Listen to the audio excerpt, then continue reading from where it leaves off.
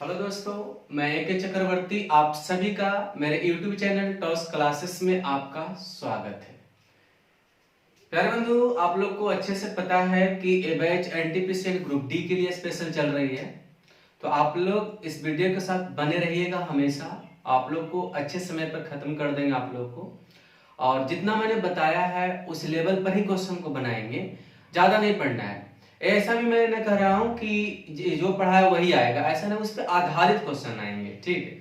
तो आप लोग जितना मैंने बताएगा उतना पर आप लोग ध्यान रखेंगे। तो मैंने आप लोग को रेशियो पढ़ा रहा है, अनुपात पढ़ा रहा है, जिसमें 3 वीडियो मैंने कंप्लीट कर दी है। चौथा वीडियो का आज हम चलो बातें करते हैं। तो ज्यादा बात ना करते हम लोग टॉपिक पे आते हैं। एक मिनट,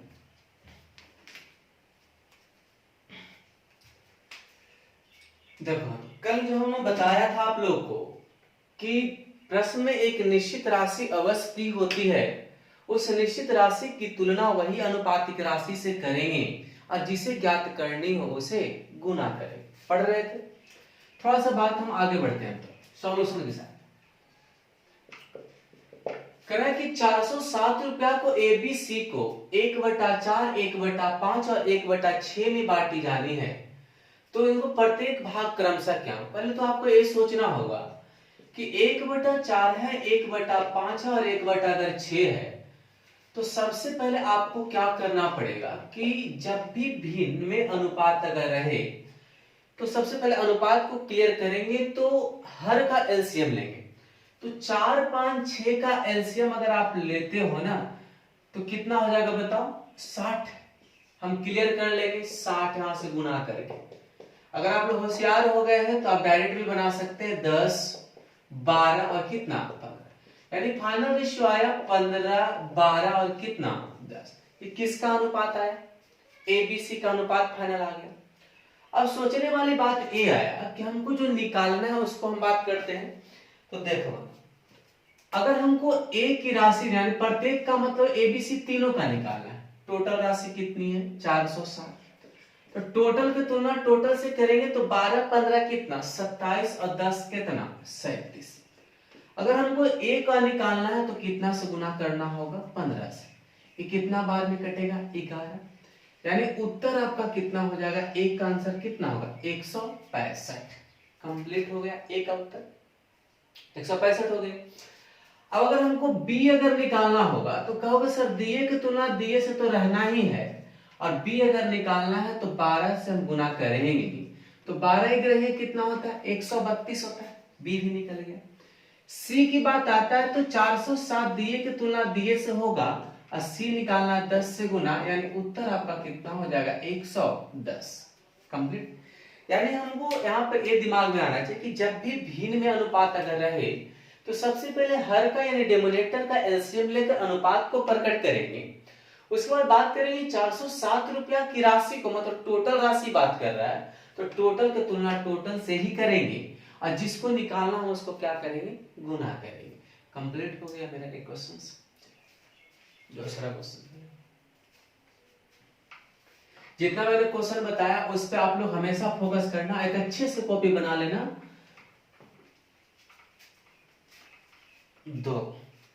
दूसरा करें कि 289 मीटर यानी कुल लेंथ यानी टोटल लेंथ कितना दिया है बताओ? 289 मीटर को ऐसी 3 लंबाइयों में विभाजित करना है जिनका 2/2, 3, 9 का विलोमानुपात, उल्टा रेसिप्रोकल अपोजिट, ठीक है ना, रिवर्स। यानी यहाँ पे क्या करना है कि 2, 3, 9 का विलोमानुपात है, तो विलोमानुपात के मतलब कुछ होता है? उल्टा होता है। तो 1/2, 1/3 और 1/9 होता है विलोमानुपात। एलसीएम आप जब लोगे तो इसका कितना हो जाएगा? 18 होगा एलसीएम। किसका? 2, 3, 9 का। काट लो जरा। यानी कि फाइनल रेशियो जो मेरा आया 9:6 कितना आया? 2 अनुपात आ गया। अब तुलना कर देंगे। 200 पूरा लेंथ निकाला, पहला लेंथ निकालना तो 289 का तुलना 9, 6, 15, 2, 17 से। अगर A निकालना है तो 9 से गुना करेंगे, 17, 17 2, 89 यानी 153 होगा। कोई दिक्कत नहीं ना? दूसरा लेंथ अगर निकालना होगा तो 289 की तुलना 17 से ही होगा और गुना कितना से होगा 6 से, यानी 102 मीटर का होगा। क्लियर हो गया। अगर आपको यहाँ पर पता है कि तीसरा अगर हमको निकालना होगा तो तीसरा निकालने के लिए आप क्या करोगे कि सर 289 तो रहना ही है ना, 17 कितना से गुना करना पड़ेगा 2 से, 17 दूना कितना 34 मीटर का। यानी एबीसी का मेरा मान कितना हो जाएगा यहाँ पर अलग अलग, पहला दूसरा का एक 153 मीटर लेंथ हो जाएगी, एक वो आपका हो जाएगा 102 हो जाएगा 34। ठीक, तो ऐसा हम पिछले वाला बात तो कर रहे हैं, थोड़ा क्वेश्चन का हम प्रैक्टिस करवा दूं ताकि अच्छे से समझना, कोई भी किताब आप बनाओ ताकि बन जाए। 2 क्वेश्चन कंप्लीट।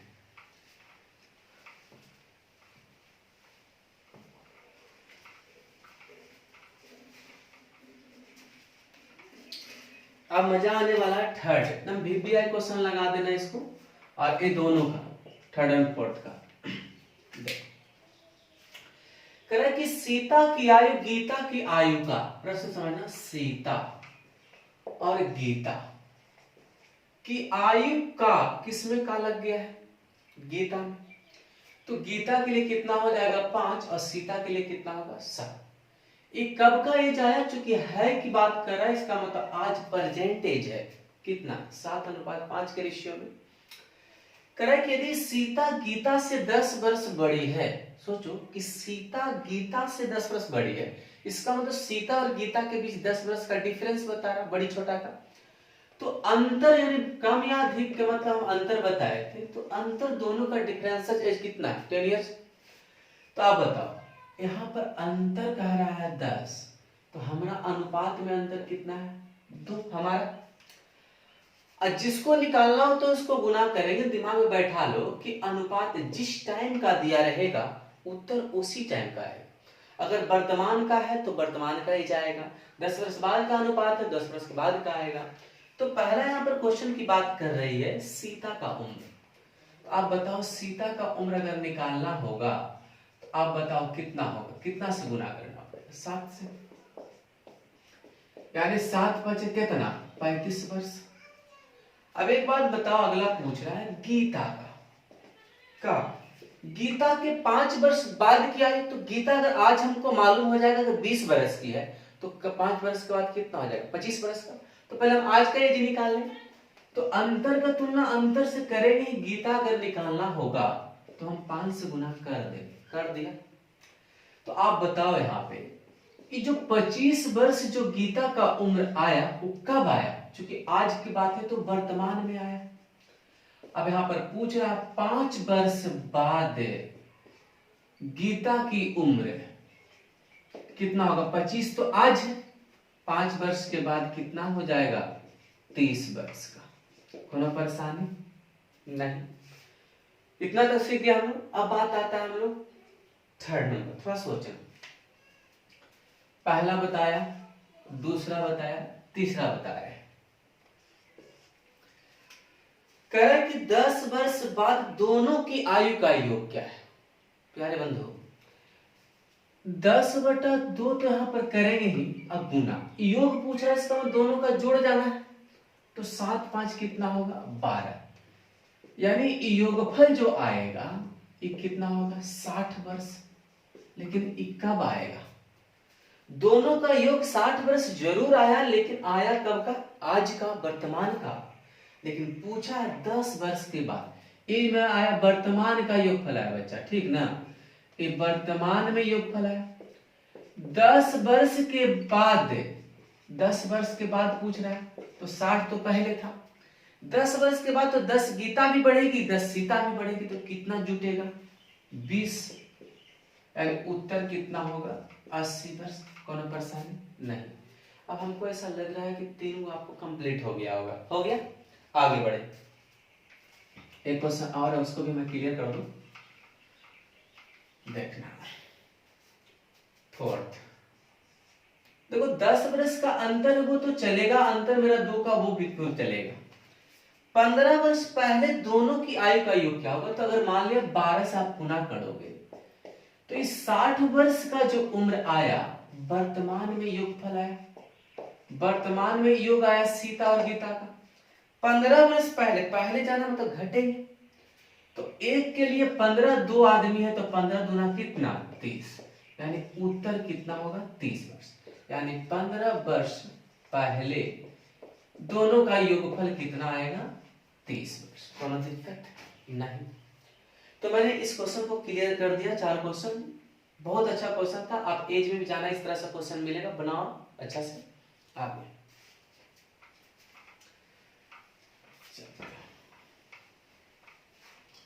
टाइम वेस्ट नहीं करना है, इसलिए थोड़ा हम फास्ट पढ़ा रहे हैं। और जहां पर अगर दिक्कत लगे कि हमको स्लो चाहिए तो कमेंट में बोल देना कि हमको क्या परेशानी है। ऐसे हमको ऐसा लग रहा है कि हमने ज्यादा फास्ट भी नहीं चला। सबसे इंपॉर्टेंट क्वेश्चन और सबसे मजेदार क्वेश्चन और सबसे आपका यहाँ पर जो दिख रहा है वेरी वेरी इंपॉर्टेंट क्वेश्चन यही है। करें कि 8340 यानी कुल राशि कितना है पहले बताओ। 8340 रुपया, ठीक। में एबीसी में इस प्रकार बांटा गया कि यदि प्रत्येक में क्या करना 70-70 रुपया जोड़ दिया जाए, यानी ए का भी 70 रुपया जुट रहा है, बी का भी 70 रुपया जुट रहा है और सी का भी 70 रुपया जुट रहा है राशि। अगर मेरे पास इतना घर में पैसा आता है और ए बी सी का 70-70 रुपया और लाए तो पैसा तो इंक्रीज करवे करेगा। तो इंक्रीजमेंट कितना होगा जरा बताओ कि कुल धन जो ऐड करने के बाद कितना होगा 210 रुपया जुट जाएगा। तो 8340 रुपया तो था, 210 हम जोड़ देंगे यानी कितना होगा बताओ 8550 रुपया कुल धन। कब आया है जोड़ने के बाद, यहां तक तो फाइनल हो गया। अब यहां पे बात आता है कि हमको निकालना किसको किसको है, जो देखो बताएं कि ए का हिस्सा, तो वो जोड़ने के बाद करा अनुपात, जब जुट गया 70-70 रुपया तब एबीसी का जो अनुपात आ गया, रेशियो आ गया 2:3:4 आ गया। आगे कोई दिक्कत, बहुत शानदार लगा। अक्सर कुछ है कहां 8340 70-70 जोड़ दिया आप, यही तो करवे कि अभी तक योगफल ला दिए, पूरा धन हो गया। अब आगे देखो, अब क्वेश्चन देखो ए बी सी का मान हमको निकालना है। इसको हम मिटा देते हैं, ठीक ना, जोड़ लेना। देखो कहना ये है कि 8550 रुपया तो टोटल मेरा है, कोई दिक्कत तो है नहीं। मेरा टोटल कितना, टोटल का तुलना टोटल से कर देंगे, 4×3=7, 2 कितना 9। जिसको निकालना होता है उसको हम गुना करेंगे एकदम परफेक्ट। गुना में अगर हमको एक की राशि निकालनी है तो गुना में 2 कर देंगे, कर देंगे। काटो बंधु कितना बार में कटेगा 95 बार में, यानी कि 1900 रुपया जो आया। देखो यहां पर सस्पेंस वाली बात हो जाता है, उत्तर 1900 ऑप्शन में रहवे नहीं करेगा, तुम्हारा 1900 आ जाएगा। तो 1900 रुपया की राशि जो आई ए की, उत्तर आई जब बढ़ला के बाद 1900 रुपया हो गए। पूछा है कि ए की हिस्सा क्या है, तो हमको उत्तर 1900 नहीं होगा। अगर पूछ देता कि अब ए की हिस्सा क्या है या वर्तमान में ए की हिस्सा क्या होगा, तो हम यहां पर क्या करेंगे, एक मिनट बोलो।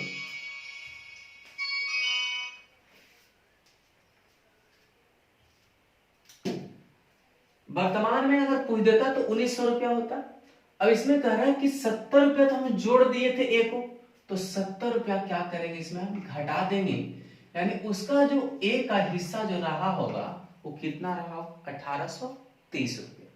अगर पूछ देता कि अब ए की हिस्सा कितनी है तो एकदम क्लियर आंसर मारते 1900 रुपया। लेकिन पूछेगा कि ए का हिस्सा क्या है तो आप क्या कहोगे 1830 रुपया। बी यानी 8550/9 गुना, बी निकालना है, 3 से गुना करेंगे यानी कितना होगा बता 95 या 285 पर 0 यानी 2850 रुपया हो जाएगी। कब बी का हिस्सा आया तब, जब 70 रुपया उसमें ऐड है, यानी अगर पूछता कि बी का अब हिस्सा क्या होगा 2850 बोलेंगे, इसमें भी 70 आप घटा दोगे यानी कितना होगा बताओ 2780 रुपया। सी अगर निकालना है तो 8550 ही होगा, बटा में 9 कंप्लीटली होगी। 4 अगर निकालना, 4 से गुना अगर हम कर देंगे तो सी का मान निकल जाएगा, यानी कितना होगा बताओ 95 कितना होगा ₹3800। ₹3800 ए का सी का हिस्सा तब होता है जब इसको पूछता कि अब सी का हिस्सा क्या है 70। इसमें चूंकि सब 70 रुपया दिया था, इसके कारण इतना उत्तर होगा। कौन दिक्कत आप लोग को समझने में नहीं हुआ होगा, तो बहुत आशा रखें कि आप लोग समझ गए होंगे।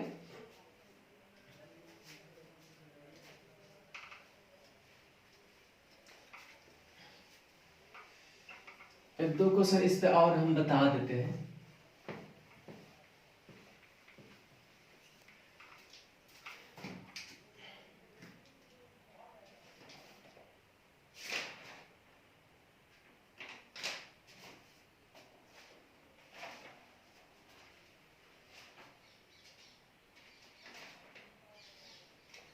जैसे एक क्वेश्चन आपका है और कि तीन संख्याएं 1/2, 2/3 और 3/4 के अनुपात में है। क्वेश्चन समझते चलना, अनुपात में है तथा सबसे बड़ी तथा सबसे छोटी संख्याओं का अंतर 36 रुपया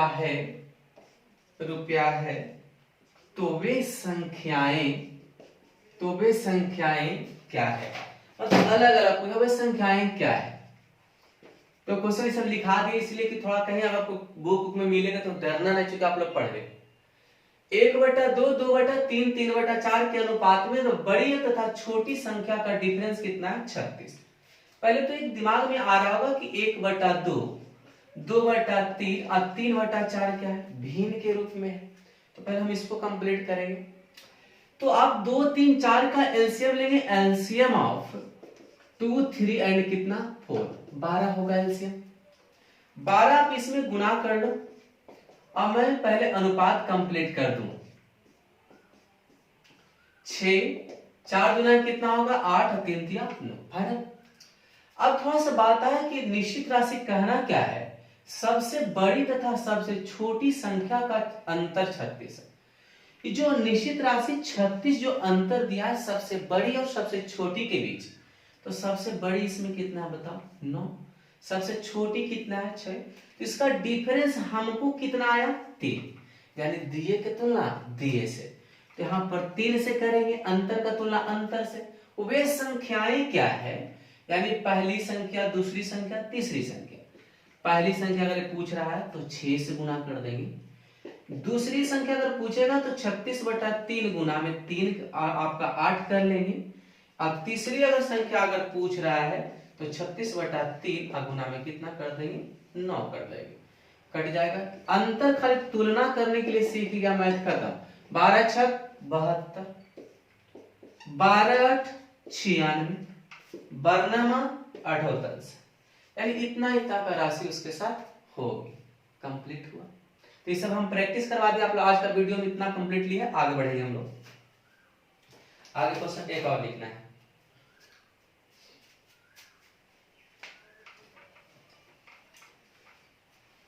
एक और लिखा देते हैं।